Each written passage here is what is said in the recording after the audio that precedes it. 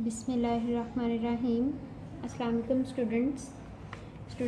आज हम page number 8 पर सरगर्मी सीन की दोहराई करेंगे। सरगर्मी सीन है खुश ख़त लिखें, मतलब खूबसूरत लिखाई में लिखें। चले स्टार्ट करते हैं। फर्स्ट है अल्हम्दुलिल्लाह। चलें लिखते हैं अल्हम्दुलिल्लाह।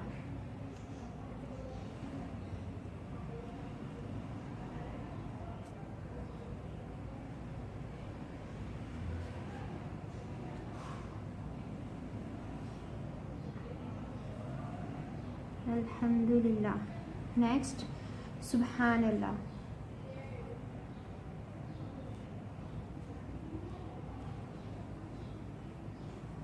सुबहानल्लाह।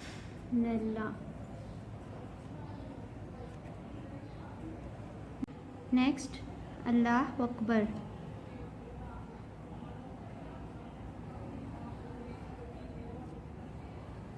अल्लाह अकबर।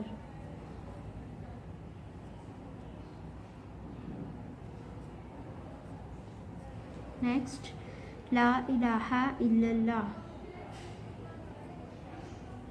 ला इलाहा